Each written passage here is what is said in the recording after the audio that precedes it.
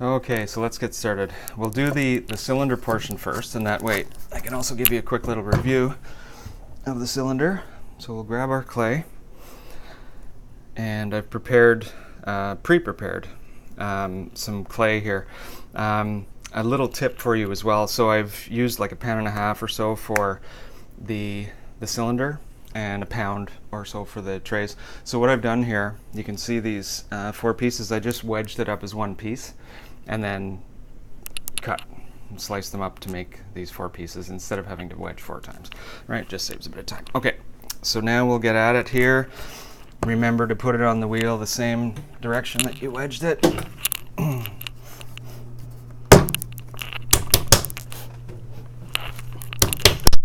So the cylinder, making sure it's good and attached, nice and wet.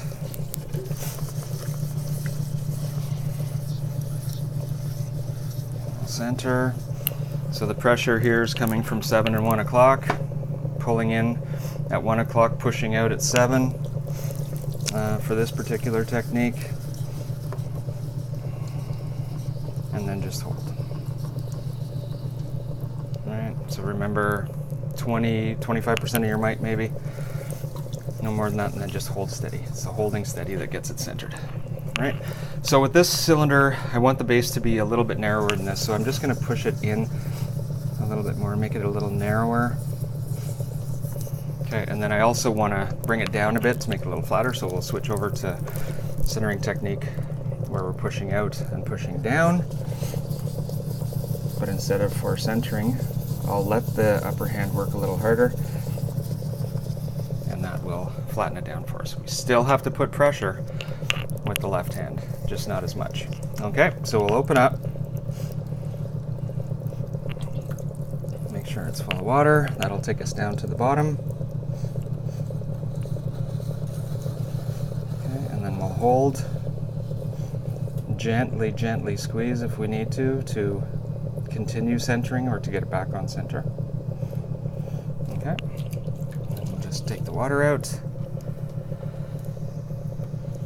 See how thick that floor is. Don't forget to use your pin tool until such point where you're guessing on the bottom, on the thickness of the bottom is correct all the time. Okay, so we'll use this as a guide. If you put a finger here and a finger here, and you just gotta sort of tell.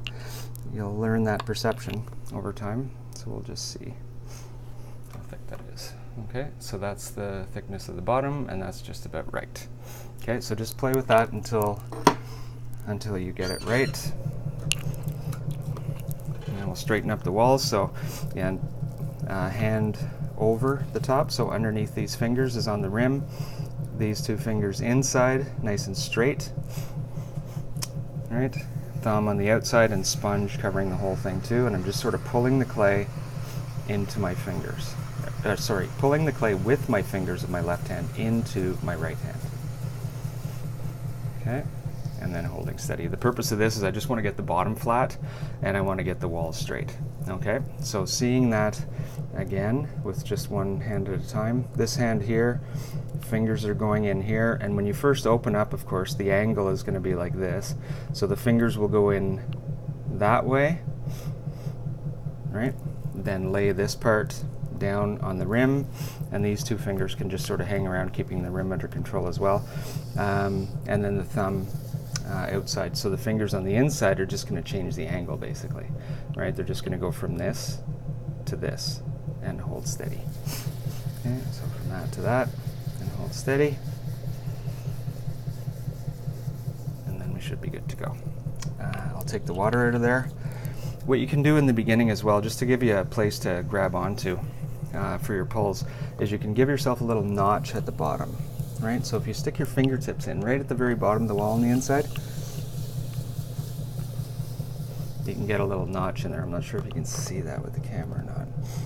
But that way, you have a place to put your fingers, to train your fingers to go there, to start your pulls. Okay?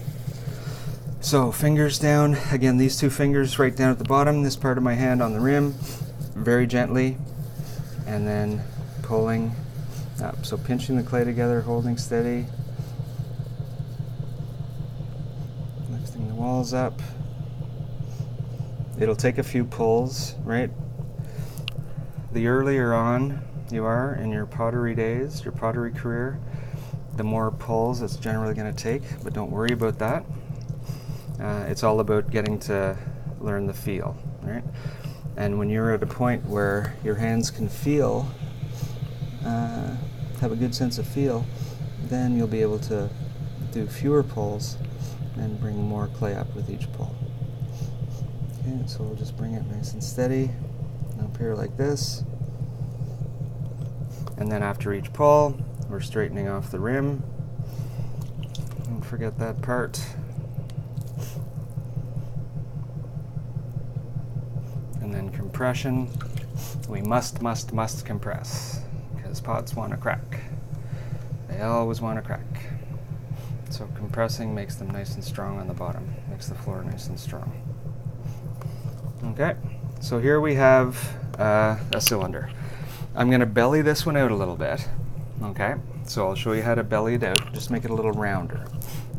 Everything that's a cylinder, whether it's a tall vase, wide vase, they all start out pretty much as a straight cylinder, then we shape it after we do the pulls, right? So if we had a vase, for example, it was going out like this and then up to a pointy, we're not pulling the walls that way, right? We're pulling the walls up, then shaping it and touching up as we go. Okay, so for bellying the clay out, I'm going to hold the rim back with my thumb, okay? And then I'm going to push the clay out with these fingers again, right? Not fingertips, but say this part of my fingers, right down to the bottom, and I'm just going to sort of push the clay out like this and lift my fingers like that. All right, and that's going to make a curve on the inside, and that should belly it out. And the thumb holding steady here will hold the rim back from going out also. And then we're just going to guide it with the sponge on the outside just to make sure it goes straight and everything. The part on the rim this time for this part will be in between these two fingers here. All right, so you see that? Always something on the rim to keep it under control while you go.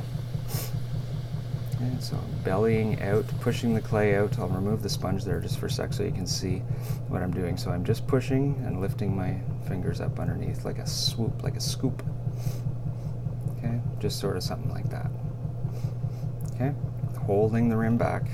By the time I got to the top, it was this part of my hand that was the part on the rim. And don't forget, when I'm talking about something on the rim to keep it under control, it's very, very light, right? Very delicate. Your hand will be able to feel if it starts to go off center, if it starts to undulate on the rim. The part on the rim will be able to feel that, and it can put a little bit of pressure just to adjust to it. Again, that's part of the learning the feel and all the different degrees of pressure. Okay. So now, once we have this bellied out, we can play with the shape a little bit if we want. With this one, I think the belly, it could probably be bellied a little more up top.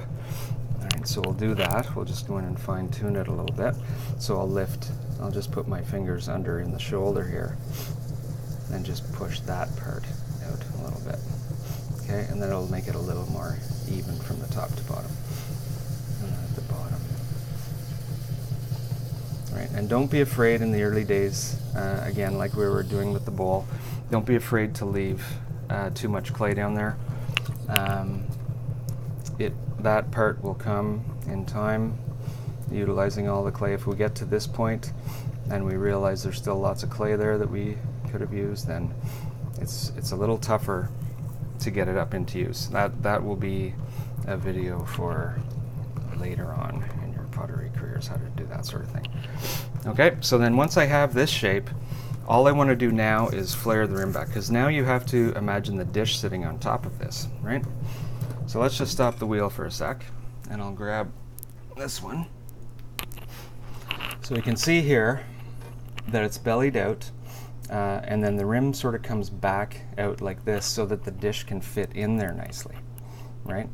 You can still work this way, but I like to flare it back just to continue that curve and that shape, right? And then it's a really nice fit for the tray, and it will hold its position better as well if there's that little ditch to sit it in. Okay, so I will just flare that back. And we know how to flare back from the other videos, right? The bowl video. So now the hand positioning for straightening the rim after each pull, right? Lowering the thumb below the finger and just bending the clay over the finger.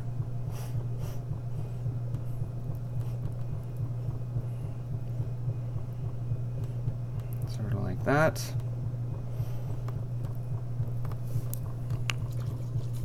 Okay, and then now I can do, there's still a lot of clay here in the rim, so I can do a little bit of a pull, a little mini pull, just on the rim here, just to make that a little bit deeper. So little mini pulls like this don't really involve pulling too much. They're more just about lightly squeezing, and the clay comes out all by itself, and you just guide it out with the sponge to make sure it comes out even. So we'll just squeeze, and you can see that the clay just sort of comes out on its own. But you can also see that it doesn't come out evenly if you don't have the sponge here. The sponge just guides it out and makes it come out nice and even. Okay, so there we have that. Now at this point, you could step away from it and look at it from a distance and see if you like the shape of it. It's really hard to tell the shape of a pot when you're sitting here over top of it. Okay, first of all, if you're going to look at it, you're always going to be twisted or bent over, and you can't really get a good idea of the actual shape of it. So walk away from it and look at it from a distance, and it'll tell you right away, oh, it needs to come up a little bit here or there. In this case, if you have your own studio, or if you can manage it in a public studio, you can have a mirror in front of you like I have here. So we don't have to get up and look at it from a distance. We can see it right in front of us in the mirror here. So it's very, very handy to throw with a mirror. You can always see the shape of the pot you're making. Okay, so that's it for the cylinder. I'll just take the water out, do a little more compression, make sure it's nice and even down there. Okay, I'll take my wooden tool and cut a little bit of that clay away. I'll take the rest away when we trim it.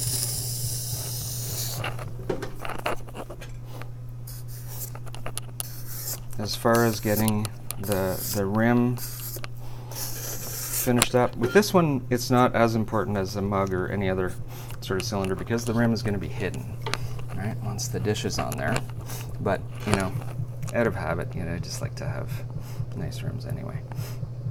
Right, so I'll just do this. And if you want to get that nice and straight in there, you can use the rib with the sponge for support underneath.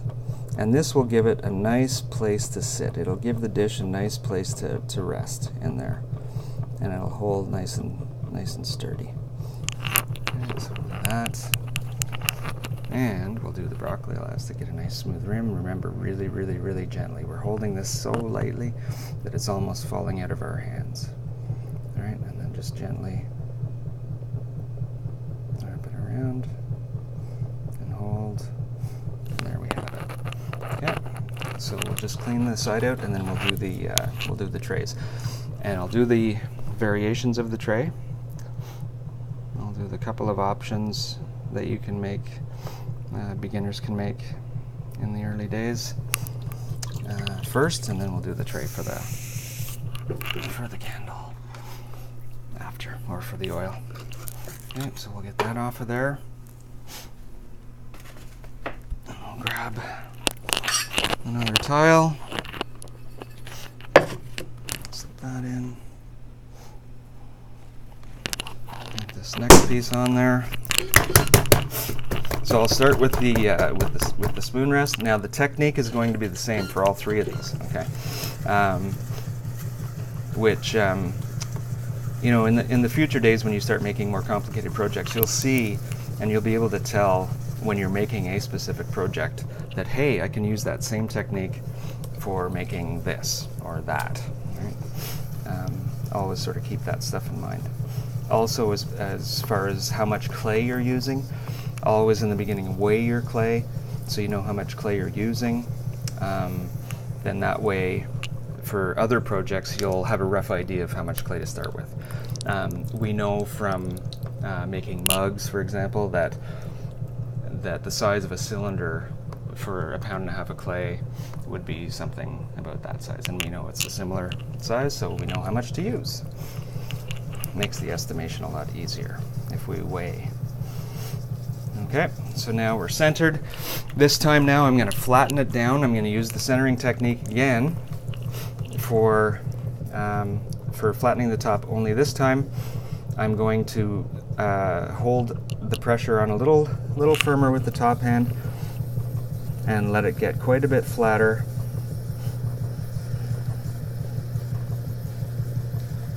Than I did before. The hand on the outside also has to be putting pressure on, right? When we want the piece to stay exactly where it is, and for centering purposes, we put exactly the same pressure out and down, and the piece stays in the same shape. If we want to change the shape of it, like this, if we want to change the shape down, we still have to press with this hand, just not as hard as this one. Otherwise, if we just press down like this, it'll flatten it, but it won't flatten it evenly. Okay, and then on the opposite side of that, if we need to start with a piece that's narrower, we do that technique and push harder with the outside hand and let it come up a little bit and narrower. Okay, so then once we have a shape like this, this is why this form can be this shape. The form, if you're making a bigger version of this form, it's a different technique and may require a little more practice. But for this size of a dish, it's very simple, very easy, and the beginner can do it. Okay, so you can see we're starting with this shape here. All I'm going to do, right, holding nice and steady with my fingers on the outside, but not pushing. My thumbs are touching here, and they're just going to push down in the middle. All right, so I'm just going to hold steady, and I'm just going to push down in the middle, just like that, and then gently bring my fingers out, but I want to lift my fingers ever so slightly as I go towards the outside. All right, so I create that nice curve in the bottom. Okay, so down like that. You can even lower your thumbs as you do that on the side to help get that curve. And then just to the outside. Sometimes when you make the dish, you want a flat bottom, sometimes you want it curved all the way. This is also the same technique that you would use for making a lid for a sugar bowl sort of thing. Right? Something that you can do. Now, making a gallery and making the lid fit, that's another story. That'll be a project for later on. Okay, so now, with this piece done like this, I will just take my finger and thumb right about here, just on the outside here, and just squeeze and just do a mini pull towards the outside. Okay, and that'll separate the rim from the base of the clay. It'll be a lot easier to trim. Okay, so pinching like this and guiding it into the sponge, and then just holding steady. Make sure it's nice and even. Okay, so we end up with something like that. Okay, so that's gonna alter the shape just a bit in the middle, so we'll just go back in there and push and make sure it's a nice shape that we're happy with. Okay, and then we'll just cut some clay away. And as far as making the spout where the spoon is going to sit is the same technique that you would use for making a spout for a pitcher, for example, or a creamer, anything like that. It's just a matter of how far apart your fingers are when you make it, and I'll show you that right now. Okay, so I'll smooth that. Actually, I'm going to, before I alter the shape of it, I'm just going to smooth that out make sure it's finished inside. All right. Support underneath. Make sure it's nice and smooth. Any grog that's in there, because we use the sponge a lot, you know, that'll sort of draw the grog out of the clay up to the surface, and we need to always push that back in. All right, that'll help with glazing later on to have a nice smooth surface. Some glazes don't like grog, they don't like scratchy surfaces, or they'll pinhole and such. Okay, so then after I do this, now I'm just going to stop the wheel, and now it's time for the spout. And again, same for a pitcher, same for a creamer. You're going to put your fingers of your left hand, right, finger and thumb, just lightly against the rim on the outside of the pot. Okay, outside like that. And with this finger, your index finger of your right hand, you're going to pull the clay down and just sort of smooth it around that way. Okay, now for a creamer, your fingers would be close together, right? For a pitcher, they might be a little further apart, and for the spoon rest, they're going to be further apart because I want a wider opening here. I want a slightly wider opening so that it not only holds a spoon, but you can also get a ladle or something like that to sit on here. Different size spoon rests, you can make all sorts of different sizes. Little small ones for the coffee station, bigger ones for the cooking station. So 2 fingers, make sure they're wet. 2 fingers on the outside like this, index finger here, and I'm basically just holding the clay back with these 2 fingers and gently pulling in and then pulling out with this finger and just sort of going around like that. Okay, so I'm pulling the clay in and then just shaping it there with my finger. All right, and then we end up with something like that. Then we can fine tune it, of course, if we think that's a little bit small still. We can make it a little wider. We can open it up a little more. We can fine tune it either way. All right, we can go here. We can also accentuate it. Finger inside at the transition curve, finger outside at that same spot, and just sort of bend. Same thing over here, and just sort of bend. And then we have something that looks like this. Okay? Also the same technique, to this point anyways, for making the base of a citrus juicer, for example. You put a handle on here, have the juicer there, and then you can pour the liquid out. Okay, so there's easy project number 1 you can do. If you're a beginner, the spoon rest. Number 2, as far as doing the ring holder, same thing with a little difference. So we'll center it up.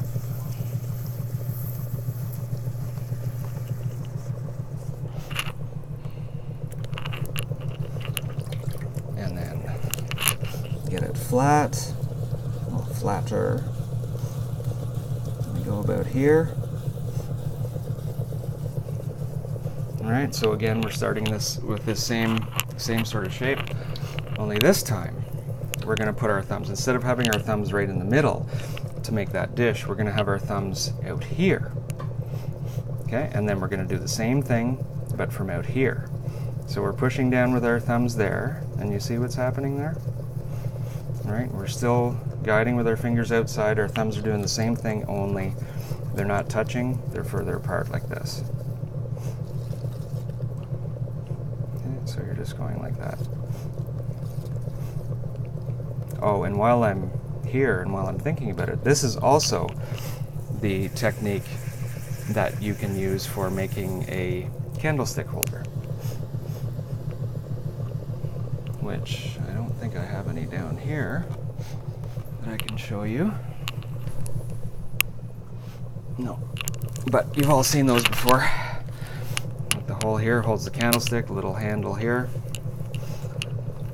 So you would just do that by putting your finger in here and just throwing a little cylinder inside this pot that's already made. For the ring holder, right, I'm just taking that little piece of clay and I'm just pinching in all 4 corners basically. right? You can keep that nice and even. So I'm just pinching and lifting like that. And a lot of times in the beginning, this may the stem here might end up being a little bit wobbly, which is actually not a bad thing. I kind of like wobbly sometimes. So I'll just push some more clay and make sure that you have a ring close by, because you want to make sure that the base here is thin enough to hold a ring. If the ring's too small, then it'll stop here and won't hold too many more rings, right? So you want your big rings to fit right down to the bottom. So we'll just do a little test here. All right, so the ring is going to stop there. Okay, so I want to bring that, I want to make that a little bit narrower at the bottom.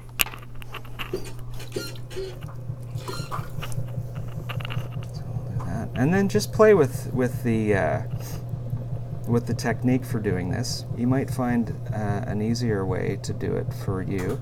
As I was mentioning, you know, right from the beginning of all these videos, that everybody does everything differently. No two potters are exactly the same with their techniques. So whether you start with one person's technique and then incorporate somebody else's technique, or you find your own technique that works best for you, it's all good. The end result is what we're concerned about. So you can just see what we're going to have here. If you wanted it a little bit bigger than that, this is big enough for rings and bracelets. If you wanted it a little bigger, if you have extra clay here, you can do the same sort of thing as with the spoon rest. You can pinch a little bit of clay here, and you can lift it up a little bit to have it a little bit deeper, have it a little bit wider. All right, so there's that one. I'll clean that up after, take some clay away, smooth it out, all that stuff. I'll put that aside. And now we'll do the dish for the top of the oil burner, which at this point now you can see how easy it's going to be, right? We'll get the clay on there. If we were making a lid, you know, the measurement would have to be perfect and the lid has to fit perfectly. But early on, when you're making these shapes, these forms, it doesn't have to be perfect, because the lid is going to overlap. It's going to hang out a little further than the cylinder is anyways. As you can see on here, the rim of it, it's a little bigger. So if it's a little bigger this much or a little bigger that much, doesn't really matter, right? So the fit doesn't have to be perfect. We'll worry about perfect fit when we start getting into lidded pieces. So what I can do, at least to give me a rough size of what I want, to make sure that I'm at least bigger than, I can take the calipers, open them up a bit and make it a little bit bigger than the part on the cylinder. I'm not sure if you can see that with the lighting or not. All right, so I want that a little bit bigger than the actual cylinder. I can stretch. Yeah, so that's good there. Jeez. Okay. So I'll use this as a guide for the width of that. Okay, so centered. Now we're going to flatten out again. Same as before. Hands on the outside, pushing but not as hard. Allowing it to flatten down. Sort of like that. And then just to see, before we even do anything, just to see where we're at and how much bigger we have to go, we'll just use this and put her in. So you can see here, we have to get the rim of the dish out to this place here, and that shouldn't be difficult to do. We're going to push our thumbs in to get the shape. All right, Fingers on the outside, thumbs on the inside. Pushing down, holding. And then after we do this, after we get the shape here, then we'll check the size again. So you can see, I hope you can see how, in the early days when you are a beginner, how you could make this project, right? Because the cylinder doesn't have to be perfect. In fact, it could be wonky all over the place. We can flatten out the rim later if it's wonky, and the dish doesn't have to be perfect either. It's going to sit on there and rest, and as long as you have it, it can be cool, funky, and ripply all over the place, and it could be really nice. It's still going to serve its purpose. So we'll see. Okay, so I have that much to pull out. So I'm going to grab the clay here. And if you're not centered and you need to get centered, just hold on to the clay. Just hold steady.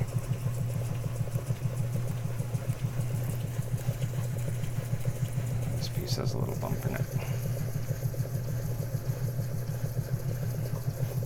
Okay, so we're going to grab some clay, pinch, squeeze, and a little pull out towards us, right? So out, I'd say about 5 o'clock or so, right? So you're going to pinch the clay here and bring it out towards 5. And then we'll get rid of the water in there. And by doing this, right, getting rid of the water, we're compressing at the same time. We're shaping a little bit at the same time. But don't forget, it's bringing the grog up. So we have to go back and smooth it after. So we'll see the size there now. And you can see that I'm almost there. Now these, you want to make sure that there is a curve in there because it has to contain the liquid that's going to be burning in there, or at least warming in there. And so I can do a little more of a pull here. Getting water underneath the rim here so for your thumb to be able to use is difficult sometimes. So just put your thumb underneath there and pour water on your thumb, and it'll run down your thumb right to the place you need it. Okay, and then another little pull here.